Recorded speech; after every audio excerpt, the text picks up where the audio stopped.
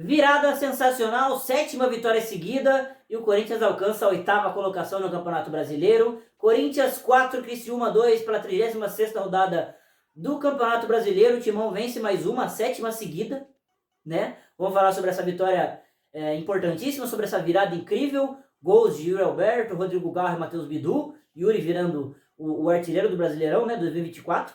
Quem diria, né? E o Corinthians segue firme nessa briga por Libertadores. Vamos falar sobre tudo isso. Então já vai deixando seu like, se inscrevendo no canal e me seguindo nas redes sociais. Cara, 6 vitórias seguidas já era um recorte incrível, né? E o Corinthians chegava para jogar contra o Criciúma fora de casa, contra um time que é fraco tecnicamente, tá? E desorganizado também. Por isso tá na zona de rebaixamento, tá na 17ª colocação, se eu não me engano. 18ª, perdão, né? Acho que o Fluminense está na frente. Mas era uma sequência incrível do Corinthians, que era muito difícil ser mantido, de vitórias seguidas, né? Contra um time desesperado, contra o rebaixamento, que conseguiu abrir 2-0, conseguiu colocar medo nesse Corinthians que ninguém tinha conseguido, né? Nesses seis jogos consecutivos. O Corinthians teve momentos difíceis no jogo, nos jogos, né? Nas 6 vitórias, mas nenhum momento parecido como esse, tomando 2-0 contra, né? Tomou pressão do Palmeiras, por exemplo, mas não sofreu gol, não teve que virar o jogo, ganhou por 2-0, mas toma o 2-0 do Criciúma, consegue mostrar uma reação, consegue mostrar uma resiliência e qualidade para não só empatar o jogo, não só buscar o jogo, como ainda fazer o terceiro e o quarto gol para sacramentar a 7ª vitória seguida, se mantém muito vivo na briga por Libertadores, fica no G8, que agora sim é G8 do Campeonato Brasileiro, né? Depois do título da Libertadores do Botafogo, abre mais uma vaga, o que beneficia o Timão. E que virada incrível, né? Que virada incrível, cara. Um jogo que parecia que tava indo pro buraco no primeiro tempo, 2-0 contra, né? E o Corinthians não jogando bem, sentindo os gols, mas consegue a virada. Bom, sobre o jogo, o Corinthians começa melhor, tem uma chance muito clara com o Yuri Alberto, né? Um passe sensacional do Ranieri. O Yuri tenta cavar, ele finaliza mal, assim, perdeu o gol, tá? Perdeu o gol o Yuri Alberto. Aquele lance ali era para fazer. Era para fazer 0-0 fora de casa no começo do jogo. Já faz 1-0, tranquiliza muito. Mas não fez. O Corinthians teve outra chance com o Ranieri. Né, uma bola cruzada do Memphis, que ele bateu fraco, o goleiro pegou. Foi no meio também. Teve um lance também do próprio Yuri Alberto. Ele cruza pro Memphis, o zagueiro corta para trás, mas a bola vai para fora. Né? E depois o Criciúma toma conta do jogo. Né? Consegue abrir 1-0 aos 29 com o Bolazier. É um cruzamento da direita que pega o Bolazier sozinho dentro da área. Bate praticamente um pênalti o jogador do Criciúma, o atacante do Criciúma. Pra mim ali foi falha tanto do Gustavo Henrique quanto do André Ramalho, tá? O Gustavo Henrique no lance não marca ninguém e o Ramalho passa da bola. Eu acho que pela lógica, né? Se a gente fosse colocar o certo pelo certo, seria o Gustavo Henrique no jogador que o Ramalho tava e o Ramalho no Bolazier. Mas no fim, os dois zagueiros passaram batido e a bola chegou sozinho pro Bolazier, né, na costa ali do Mateuzinho. Mas aí não foi demérito dele, né? Achei que foi mais erro da dupla de zaga. O Criciúma abre 1-0, o Corinthians sente o gol e o Criciúma consegue fazer o 2-0 aos 37 do segundo tempo, também com o Bolazier. Uma jogada aí de uma bola lateral, né? Literalmente um lateral, que o jogador do Criciúma consegue achar o Bolazier dentro da área, e aí o Ramalho dá todo o espaço do mundo, né? Todo o espaço do mundo o André Ramalho deu. O Bolazier teve a calma, teve a qualidade, assim, é um jogador muito bom, tá? É um jogador estrangeiro, é um cara que tem história na Premier League, né? Não em grandes times, mas jogou muito tempo na Inglaterra e tem um refino técnico que é claro de se ver. Claro que está num time que é abaixo tecnicamente, tem pouca ajuda o Bolazier, mas é um jogador que é bom. É um jogador muito bom pro nível brasileiro. Inclusive, se o Criciúma cair, acho que alguém deveria ir atrás dele, tá? Porque acho que ele caberia em vários times da Série A do Campeonato Brasileiro. Ele teve o tempo, teve o espaço, mas teve uma calma incrível, né? Ele finge chute, depois manda no canto do Hugo Souza, 2-0 pro Criciúma, vai pro intervalo, o Corinthians totalmente abalado, né? Totalmente sentindo o gol, mas na volta do segundo tempo, o Criciúma deu tudo que o Corinthians precisava, que era um erro individual, que era acender a chama do Corinthians, que foi aos 6 minutos, o goleiro deles erra um passe bobo, a bola vai longa para o zagueiro, o Bidu tá esperto, adianta, rouba, cruza para a área, a bola cai no pé do Rodrigo Garro para bater um pênalti pro Corinthians, né? E faz o 2-1. belo gol do Garro, boa antecipação do Bidu, boa presença diária do Garro, e o Corinthians diminui e era tudo que o Corinthians precisava. Uma chama, né? Precisava, porque estava apagado no jogo depois dos gols do Criciúma, consegue reacender e logo aos 19 já empata o jogo, né? Com aí a devolução do favor do Garro pro Bidu, o Garro tá na ponta direita, ele puxa pro meio, acho até que ele erra o passe, tá? Achei que a intenção do camisa 10 era procurar o Memphis Depay, mas ele dá uma bola errada pro Memphis, só que dá a sorte de sobrar no pé do Matheus Bidu, e o Bidu faz um golaço, né? Golaço de primeira, pega em cheio, ele é um cara que chuta muito, que arrisca muito, né? E dessa vez acertou um golaço. Que golaço do Matheus Bidu, achada do Garro, claro que o passo foi errado, mas a assistência conta pro camisa 10, né? Cai na perna esquerda do Bidu e ele manda um golaço para empatar o jogo em 2-2. Ali, quem sente os gols é o Criciúma, né? Por estar vencendo por 2-0 dentro de casa, toma um empate por 2-2. O empate naquele momento estava bom pro Corinthians, tá? Não é que o Corinthians devia se acomodar, que devia colocar os 10 dentro do gol e só chutão, não. Mas estava bom. Pro time que começou 2-0 contra, fazer o 2-0 com 37 do segundo tempo, com 19, perdão, assim, pro time, ufa, né? Vamos jogar. O empate estava bom e o Criciúma se desesperou e o terceiro gol mostra isso. Mostra isso, porque é uma jogada que o Criciúma tá atacando, numa bola pelo ataque esquerdo deles, né? Pelo lado esquerdo do ataque deles. Uma bola cruzada, o Gustavo Henrique, se eu não me engano, rebate, algum zagueiro rebate, a bola vai para frente e a situação é 3 jogadores do Corinthians, Garro, Romero e o Memphis já tinha saído naquele momento, né? E o Yuri Alberto contra o último homem deles. Ninguém chega perto de pressionar ali o cara do Criciúma. O Garro dá uma pressionada, mas acho que pela situação de estar 3 jogadores ali, acho que assustou um pouco o cara e o cara erra a cabeçada para trás, a bola cai no pé do Romero, o Romero leva com toda a calma do mundo, toca de lado pro Roberto fazer 3-2 pro Corinthians, o Corinthians vira o jogo aos 37 do segundo tempo. Incrível, incrível. A resiliência que o time manteve, contou com o erro do adversário sim, mas mesmo empatando fora de casa, como eu disse, poderia ter colocado os 10 dentro do gol. Não, era uma jogada de ataque do Criciúma e estava 3-1 lá na frente. Contou com o erro dos caras sim, mas é mérito da presença do Garro, do Yuri e do Romero. Boa assistência do Romero, né? Fez o correto. E o Yuri Alberto faz o gol, faz o 3-2.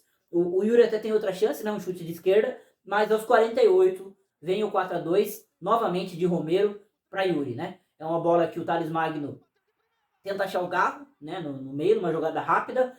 O Garro fura e a bola cai no Romero, no pé do Romero de novo, para novamente numa jogada 3-1, porque o Thales toca e se projeta. Então é Thales, Romero e Yuri contra um jogador do Criciúma. O Romero leva com toda a calma, ele dá um passe muito bom pro Yuri, tá? Nem precisar dominar, nem precisar se preocupar em dominar, só se preocupar em finalizar. E o camisa 9 finaliza muito bem, tira do goleiro e faz o 4º gol do Corinthians no jogo e mata a partida, finalizando aí o jogo em 4-2 e o Corinthians conquistando os 3 pontos.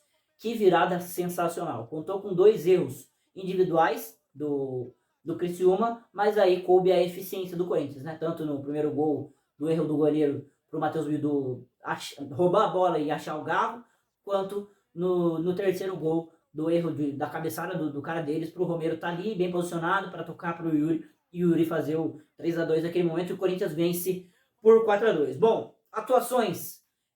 Primeiro o Romero, tá? Segundo jogo seguido que ele dá 2 assistências, né? 4 assistências em 2 jogos. No jogo contra o Vasco contou uma assistência só, porque aquela bola que ele cruza pro Garro, o Galdames falha, né? Ele toca na bola, então considerado que ele inicia uma nova jogada. Então a assistência não é dada pro Romero, mas a jogada é do Romero, né? Ele que acha o Garro pro Garro bater de fora da área e fazer o gol contra o Vasco. E no mesmo jogo ele deu uma assistência pro próprio Garro, né? Que o Mateuzinho acha ele e ele acha o Garro pro Garro fazer o primeiro gol, né? Acho que era o primeiro gol do Corinthians contra o Vasco. E agora ele entra no jogo contra o Criciúma e dá 2 assistências novamente. É um cara que tem menos técnica e menos qualidade que o Yuri Alberto, Memphis Depay e Thales Magno. Só que no jogo ele entrou, deu 2 assistências, né? Não foi o Thales, não foi o Memphis. Sensacional no Romero. Num jogo, por exemplo, que o Memphis foi abaixo, ele entra e resolve a parada com 2 assistências. E tem um pouco de estrela também o paraguaio, o nosso Romero. Rodrigo Garro, 1 gol e 1 assistência. Chega a 10 gols no Campeonato Brasileiro, apenas 3 atrás do artilheiro Yuri Alberto, vamos falar sobre ele, né? Mas 10 gols do Garro no campeonato e 10 assistências.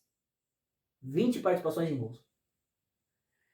Com essa assistência desse jogo, ele chega a 10 e passa o Estevão, se isola em líder e assistência do campeonato.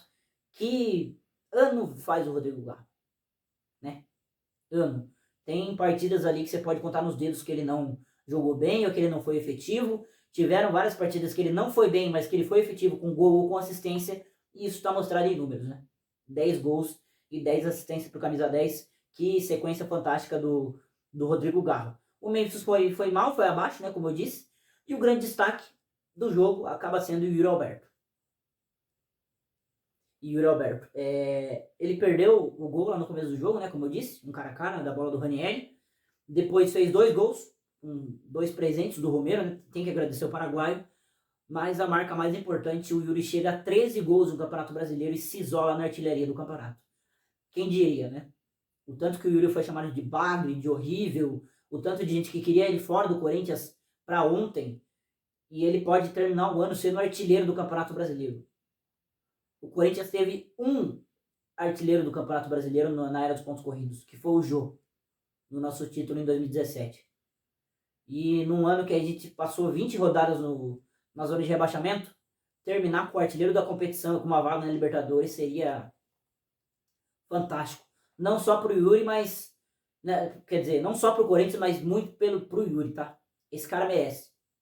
Pelo esforço, pela tentativa. É o cara que nunca se escondeu, jogando mal, jogando bem, fazendo gol, não fazendo gol, tendo um lance horrível, tendo um lance ridículo dentro do campo. Ele continuava correndo, ele não abaixava a cabeça e tá conquistando o seu prêmio agora, né?